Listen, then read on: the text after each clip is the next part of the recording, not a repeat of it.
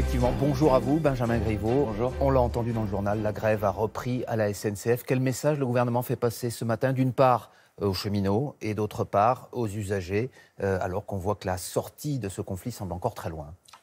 D'abord que les discussions continuent à se poursuivre sur les différents sujets, que certains sujets ont pu être abordés au Parlement.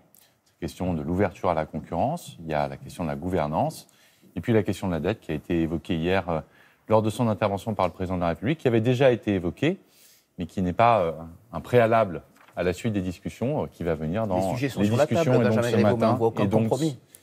Et donc ce matin, à nouveau, disons que nous sommes à l'écoute des cheminots, mais aussi à l'écoute des Français qui subissent bien évidemment des contrariétés pour se rendre à leur travail le matin ou pour rentrer chez eux le soir. C'est aussi à eux que nous pensons. Mais alors, on l'a entendu, il y a moins de grévistes aujourd'hui. Est-ce que c'est cela que vous attendez? Peu de concessions et finalement de moins en moins de grévistes à chaque fois, jusqu'à un enlisement du conflit, jusqu'à un épuisement des forces? Ce n'est pas l'enlisement ou l'épuisement. Nous, ce qu'on cherche, c'est à pouvoir transformer cette grande entreprise publique pour faire en sorte que demain, le service public ferroviaire soit efficace, coûte moins cher, soit ponctuel et surtout puisse être en capacité de répondre à l'ouverture à la concurrence. Et pour avoir une entreprise solide et forte, il faut pouvoir la transformer.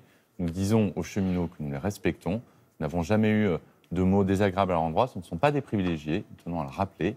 Mais il est nécessaire de pouvoir procéder à cette transformation parce que le statu quo n'est plus possible.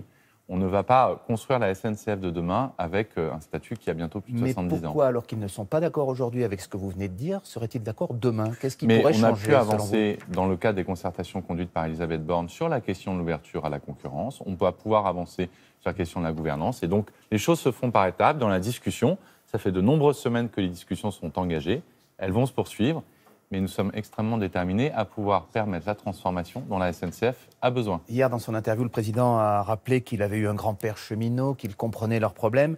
Est-ce que ce n'est pas l'aveu qu'il y a eu peut-être effectivement un défaut de considération des cheminots depuis le début de ce conflit, en tout cas un défaut de communication? Il n'y a jamais eu de défaut de considération de la part du gouvernement et à nouveau, nous n'avons jamais souhaité opposer les cheminots à d'autres catégories de travailleurs ou de fonctionnaires ou de salariés du privé. Ce n'est pas comme ça qu'on va transformer la SNCF. Ils ont ressenti cela. Certains ont ressenti cela. Si ça a été ressenti de cette manière-là, c'est une mauvaise perception de la manière dont, en tout cas, nous les considérons et nous travaillons avec eux.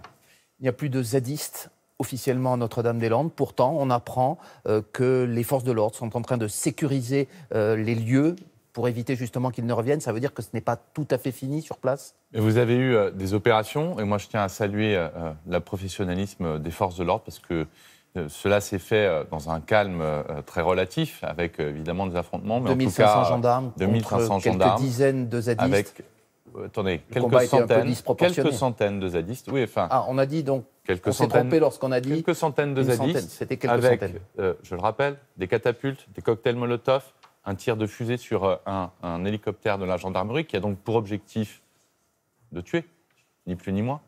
Donc ce ne sont pas quelques gentils écologistes, comme parfois ils étaient présentés, mais ce sont des gens qui étaient là pour combattre. Ils sont une infime minorité de ceux qui ont occupé, avec sincérité, pour des convictions notamment environnementales, cette zone. Les processus de sécurisation se poursuivent. Il y a le déblaiement, parce que quand vous avez des personnes qui ont vécu pendant des années sur un site tel que Notre-Dame-des-Landes, il y a des choses qui doivent être déblayées, les routes doivent être sécurisées, mais les opérations se poursuivent. Nous étions engagés à ce qu'à la fin de la trêve hivernale, et donc à la fin du mois de mars, nous procédions à cette évacuation. Elle se fait, je le crois, avec beaucoup de professionnalisme de la part des forces de l'ordre. Qu'est-ce que vous dites ce matin? C'est la fermeté qui a payé, comme c'est un message finalement que fait passer le gouvernement, comme aussi il le fait passer à la Sorbonne, où l'université a été évacuée hier par les forces de l'ordre? Nous faisons ce que nous avons dit que nous ferions. Et ça n'est pas de la fermeté, c'est de la détermination. Personne ne doit se mettre en travers de la route. C'est de la détermination. C'est sans doute quelque chose de nouveau.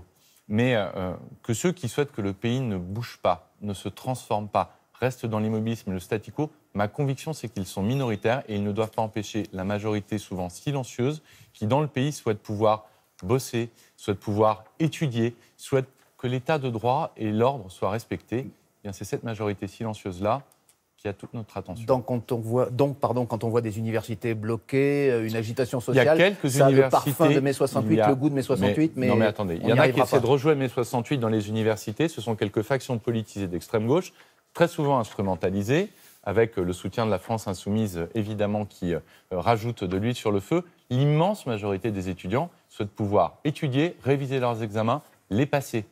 Et alors donc, pourquoi il y a ce de ne plus en sont plus pas... d'universités bloquées alors? Mais il y a quelques universités qui sont bloquées par quelques étudiants. Et pour beaucoup des occupants de ces universités, ils ne sont plus étudiants depuis longtemps, mais ils sont dans un combat politique, dans un combat souvent lié à l'extrême gauche. Et ils doivent s'attendre donc à une réponse très À ferme ne de votre pas part. empêcher les étudiants de pouvoir réviser leurs examens, de pouvoir assister à leurs cours, tout cela avec la sécurité des étudiants comme priorité. Qu'est-ce que vous pensez de ce que dit l'ancien président François Hollande dans son livre, lorsqu'il explique qu'Emmanuel Macron, selon lui, creuse les inégalités aujourd'hui? Moi, très Il est dans son franchement, rôle. Je n'ai pas lu le livre de l'ancien président. Vous avez entendu ses déclarations. J'ai entendu ses déclarations, mais je n'ai pas de commentaires à faire sur les déclarations d'un ancien président. Moi, j'écoute ce que dit l'actuel président et ce que fait l'actuel gouvernement. Un ancien président au parti duquel vous apparteniez. Vous étiez, confirme, vous étiez membre mais du Parti sans doute, socialiste, mais donc ça doit quand même... Peut-être n'est-il pas étranger au fait que j'en sois parti. Donc c'est une information, c'est à cause de lui que vous avez finalement changé de C'est un ensemble de choses. Pensez, c'est un ensemble de vous choses. pensez, par exemple, il l'a dit hier, selon lui, toujours, la presse est menacée comme la démocratie l'est. On lui demandait si les médias n'étaient pas plus indulgents avec Emmanuel Macron qu'avec lui lorsqu'il était au pouvoir. Je peux simplement être abasourdi par ce type de déclaration. Alors, une dernière question, Benjamin Griveaux. On vous prête des ambitions pour la capitale, pour la ville de Paris. Un sondage récemment vous placez en tête des intentions de vote si les élections avaient lieu demain. Est-ce que cela fait cheminer quelque chose dans votre tête? Est-ce que vous vous demandez si vous n'allez pas accélérer cette candidature dont tout le monde Les parle? sondeurs sondent. C'est leur métier et ils le font très bien. Moi, ce qui m'intéresse, c'est d'abord de porter la parole du gouvernement de la manière la plus efficace et de faire de la pédagogie et de l'explication. Et puis, je suis élu parisien, donc je m'intéresse à ce qui se passe à Paris avec l'ensemble des parlementaires et des élus parisiens qui aussi, pour certains d'entre eux, ont rejoint les rangs de La République En Marche, c'est normal. Ce qui sera absolument décisif et ce qui fera la différence en 2020, ce n'est pas la personne et la tête qu'on mettra sur l'affiche, c'est ce qu'on aura à dire aux Parisiens. Mais cette personne, est-ce que ça pourrait être vous? Aux Parisiens. Oui. Et au-delà du périphérique, parce que Paris doit se penser au-delà des frontières de son propre périphérique. Si Paris ne discute pas intelligemment, ne concerte pas avec les territoires autour, on va sans doute rater. Alors, je me permets de vous reposer la question. Est-ce que cette personne, vous avez envie que ça soit vous? Écoutez, ce n'est pas le sujet. C'est et important quand même. Les Parisiens peuvent s'y intéresser. Quand je suis sur les marchés parisiens le week-end qui m'interroge là-dessus. En revanche, beaucoup de monde me dit qu'est-ce que vous allez faire? Quel sera le projet porté par La République En Marche sur les questions de transport, de sécurité, d'économie, de solidarité? C'est ça à quoi on doit répondre bien avant de savoir qui sera le candidat ou la candidate. Eh bien, on attendra encore un petit peu pour le savoir. Merci beaucoup, Benjamin Griveaux. Très bonne journée et c'est à vous, Bonne Laurent. journée. Merci, Jeff. Bonne journée à vous, messieurs.